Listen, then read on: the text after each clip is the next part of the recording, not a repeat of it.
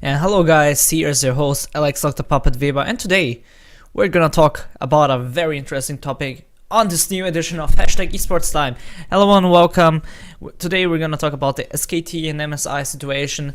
If you all know, SKT just got to win the playoffs with their SKTS lineup, and they trioed G Tigers and now are flying to the MSI. So the thing is, there's a sub rule, and teams of the West doesn't have the same sub rules as they have in the East. So they will only be able to bring in one substitute, and so they must decide about will they bring with them Easyhoon as a sub or Tom. So today we're gonna analyze this and talk a bit through and try to find the best solution possible. And yeah, I'm just wanna give my thoughts on this topic. So alright, so let's start with it. According to the sub rules, they will be able to only bring one sub, as I mentioned. So should they focus on getting their second jungler with it or their second mid? I mean, they can rely on Faker, and so let's talk a bit about first who's Tom, by the way. Maybe if you didn't watch the last few LCK games, you didn't notice they have a sub playing for them more. He has been playing more in the starting roster than Bengi. Bengi will be filling in if they needed a skirmish jungler. But Tom is a rookie with a lot of talent, but still with a small champion pool. So he's very skilled mechanically, and has been showing off decent results with SKT. So yeah, his Sejuani is worth less, but I think he could be easily target banned because he didn't have played so many games on other champions. He's been prioritizing Sejuani so much. Well, I can't blame him. Sejuani is a good champion right now, and he's playing phenomenally on it. So why shouldn't he focus on picking Sejuani? But you know, Sejuani is the thing. She will get banned or picked anyway. So it's hard to prioritize such a pick at the moment. So his champion pool in the last 7 games were mostly Nuno, Sejuani, and one Gragas game was in them.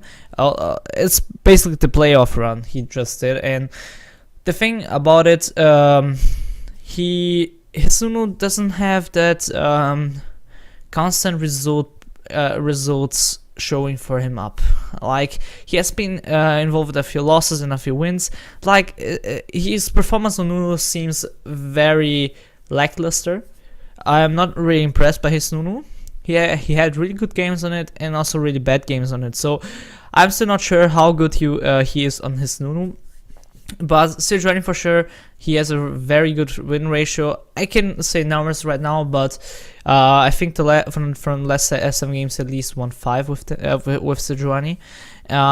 But still, he could be really target banned and be a problem for SKT in the end. But well, they will have Bengi to mix around. But before we go back to this general discussion, let's look a bit into Easyhoon first, because when you think about the subs, SKT is known for switching around with strategic and pick play and playstyle play. So this was a really huge strength with them, mostly because of Easyhoon.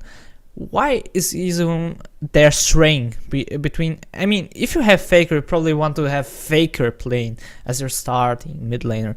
But with Easyhoon, you have probably the best, second best mid laner in the world, and probably Korea. And well, Korea I would say even for sure, but probably in the world as well. They always use Easyhoon in the start of a set, like the first and maybe the second game.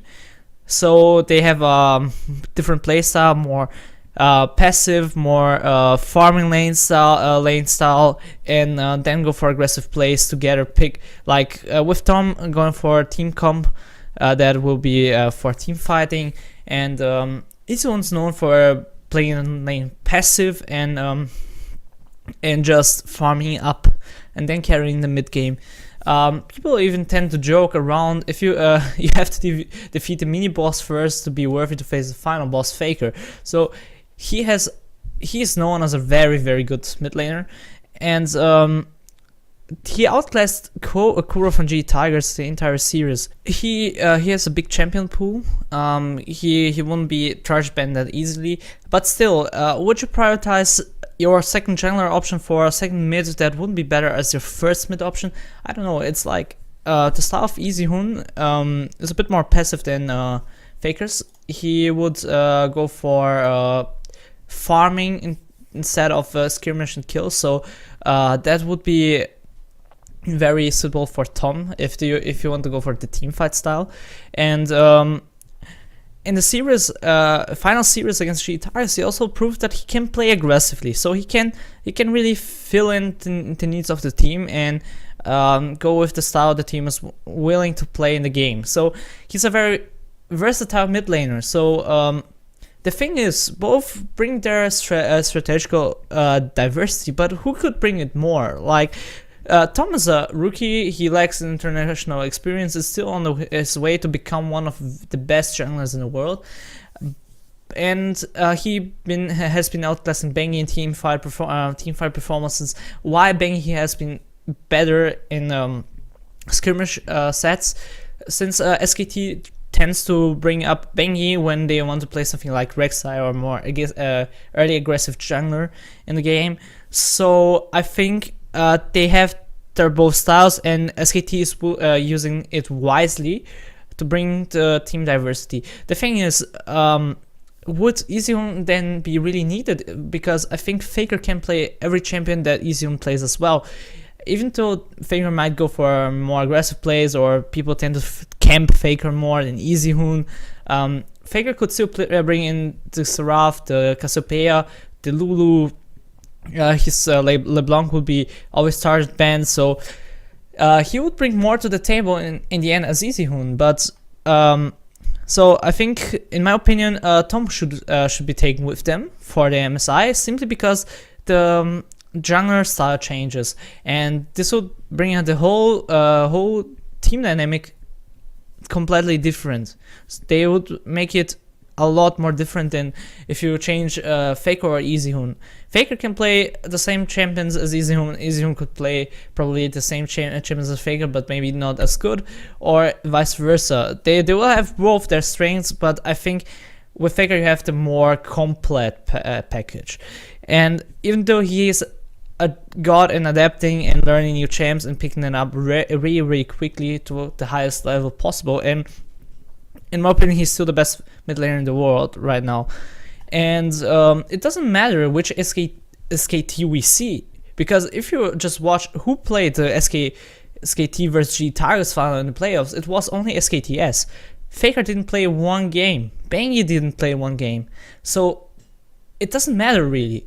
This team is really strong right now. The meta fits them perfectly, and I think if someone will bring something to the table, it doesn't matter who, it will be SKT. They can fit in so well to the patch, and are able to bring so much diversity into the game, but still they won't be as strong as they are right now in the LCK, simply because of this substitute rule. It makes so much value having the two best mids probably in the world and two very different junglers, and this will be missing the MSI. And well, I think the full threat will be missing, but still they will be really strong. So in my opinion, it's not only that Tom should go with them, not Easyhoon. Easyhoon should stay home and chill out a bit. And I simply think that Riot should implement the substitute rules also for the LCS. And I think the talent is there, just not the right investment and maybe the money.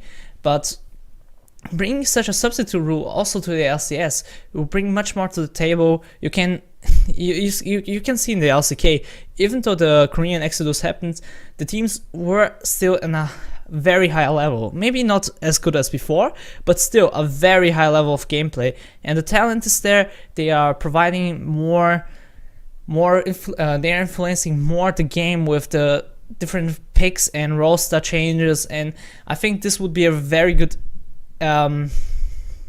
adaptation for the LCS. But still, I don't know how much Riot wants to involve in that, but as I think for the next for the Worlds they should implement that as well. At least I think this will be needed in the future. Still, yeah, I think SKT1, even not bringing their full potential, they will be a very good threat at taking the MSI for Korea. And well, I'm very stoked to see how it will turn out, because I think the teams are in very good level. Every region, maybe the wildcard region and Southeast Asia regions are a bit weaker than the others, but still it will be a very, very good tournament. And I want to see Fnatic TSM playing, also SKT versus TSM playing. So guys, this was for my hashtag esports time edition, SKT and MSI, Tom or Easyhoon. Thanks for watching. If you liked the video, give us a thumbs up or a thumbs down. If you didn't like it, share your feedback and thoughts in the comments down below.